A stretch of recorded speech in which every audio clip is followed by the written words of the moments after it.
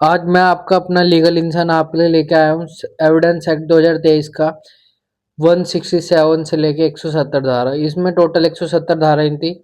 अभी हमारा चैप्टर खत्म होने वाला है कि मैंने आपको 10-10 धारा करके बताई थी और मैं आपके लिए कल एक पूरी वीडियो बना दूंगा 1 से लेके 170 धारा तक। ठीक है। अब हम पढ़ेंगे 167 धारा, जो कि हमारा सूचना पाने पर जिसे दस्तावेज के पेश करने से इनकार कर दिया गया है उसको साक्ष्य के रूप में उपयोग में लाना। Using evidence of document produce of witching was refuse on notice. जब किसी व्यक्ति को विवादित नोटिस देकर कोई दस्तावेज या इलेक्ट्रॉनिक रिकॉर्ड न्यायालय मांगा जाता है और वह व्यक्ति उस दस्तावेज को प्रस्तुत करने से इनकार कर देता है, तो वह बाद में उस दस्तावेज को साक्ष्य के रूप में उपयोग नहीं कर सकता जब तक कि विपक्षी पक्ष की सहमति ना हो या न्यायालय की अनुमति प्राप्त ना हो। अब हम पढ़ेंगे सेक्शन 168, जो है हमारा प्रश्न करने या पेश करने या आदेश देने की न्यायाधीश की शक्ति। जज पावर टू पुट क्वेश्चन और ऑर्डर प्रोडक्शन।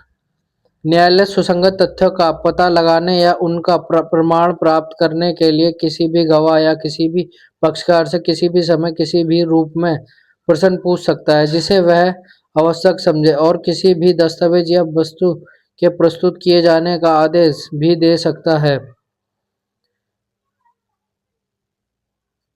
पक्षकार या उसके अभिकर्ता ऐसे प्रश्न या आदेश के खिलाफ आपत्ति नहीं कर सकते और उन उत्तरों पर बिना न्यायालय की अनुमति के प्रतिपरीक्षण भी नहीं कर सकते।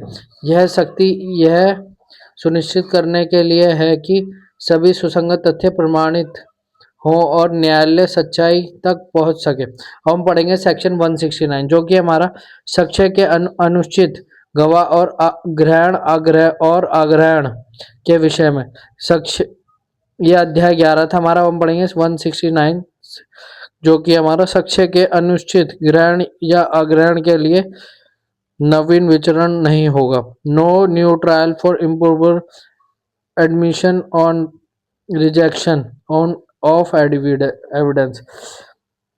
यदि किसी बाद या कार्यवाही में किसी साक्ष्य को गलत तरीके से स्वीकार कर लिया गया हो या गलत तरीके से अस्वीकार कर दिया गया हो, तो केवल इस आधार पर न्यायालय मुकदमा यह पूर्ण सुनवाई नहीं होगी जब तक कि न्यायालय यह ना मान ले कि उस गलती के कारण मामले के निर्णय पर वास्तविक प्रभाव पड़ा। अब हम पढ़ेंगे सेक्शन 170, जो कि है हमारा रिपल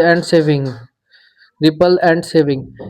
इस अध्ययन के प्रवर्तन के साथ ही भारतीय शिक्षा अधिनियम 1872 को निरस्त कर दिया गया है, परंतु इस निरसन के बावजूद पुराने अधिनियम के अंतर्गत किए गए सभी कार्यवाहियां, अधिकार, दायित्व तथा लंबित न्यायिक कार्रवाई ऐसे मानी जाएगी मानो वे इस अधिनियम के अंतर्गत की गई हों और वह प्रस्तुत सुरक्षित रहेगी। आशा करता हूँ जो मैंने आपको बताया आपके समझ आएगा। मेरे चैनल को सब्सक्राइब करें, लाइक करें, कमेंट करें और शेयर भी करें। आज ये सेक्शन खत्म हो गया है। अब मैं आपके लिए कल एक नया सेक्शन लेके आऊँगा। पहले फुल वीडियो बनाऊंगा इसकी 1 से लेके 170 धारा तक, टोटल एक वीडियो में आप सब सीख सकें।